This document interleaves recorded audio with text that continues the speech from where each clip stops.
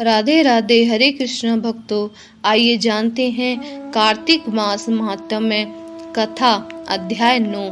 राजा पृथु ने कहा, हे मुनि श्रेष्ठ नारद जी, आपने कार्तिक मास के व्रत में जो तुलसी की जड़ में भगवान विष्णु का निवास बताकर उस स्थान की मिट्टी की पूजा करना बतलाया है, अतः मैं श्री तुलसी जी के महात्म्य को सुनना चाहता हूँ। तुलसी जी कहाँ और किस प्रकार उत्पन्न हुई, यह बताने की कृपा करें।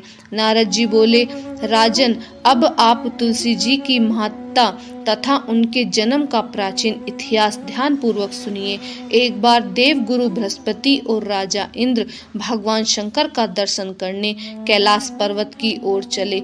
तब भगवान शंकर ने अपनी भक्तों की रक्षा करने के लिए जटाधारी दिगंबर का रूप धारण कर उन दोनों के मार्ग में अवरोध करना उत्पन्न किया। यद्यपि वह तेजस्वी, शांत, लंबी भुजा और चौड़ी छाती वाले, गौर वर्ण, अपने विशाल नेत्रों से युक्त तथा सिर पर जटा धारण किए वैसे ही बैठे थे, तथापि उन भगवान शंकर को न पहचानकर इंद्र ने उनसे उनका नाम व धाम आदि पूछते हुए कहा कि क्या भगवान शंकर अपने स्थान पर हैं या कहीं गए हुए हैं।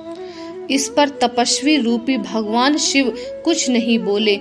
इंद्र को अपने त्रिलोकीनाथ होने का गर्व था, उसी अहंकार के प्रभाव से वह चुप किस तरह रह सकता था। उसने क्रोध होते हुए उस तपस्वी को धुड़क कर कहा, अरे, मैंने तुझसे कुछ पूछा है और तू उसका उत्तर भी नहीं देता है।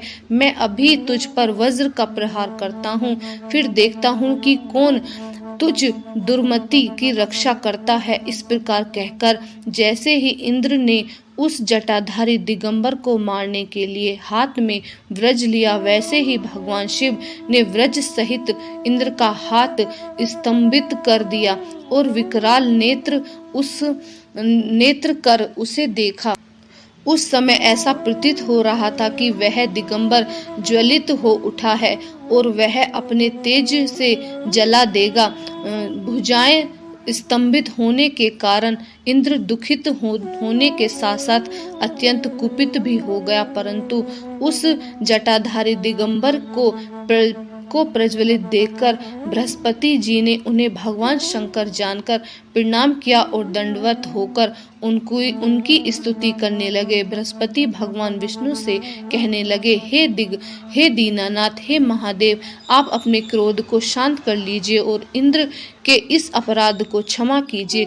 बृहस्पति के यह वचन सुनकर भगवान शंकर ने गंभीर वाणी में कहा, मैं अपने नेत्रों से निकाले हुए क्रोध को किस प्रकार रोकूं।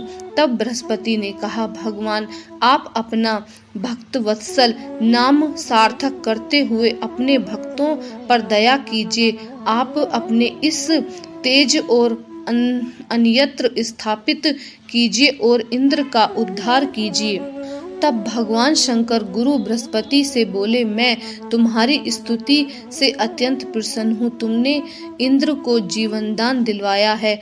मुझे विश्वास है कि मेरे नेत्रों की अग्नि अब इंद्र को पीड़ित नहीं करेगी।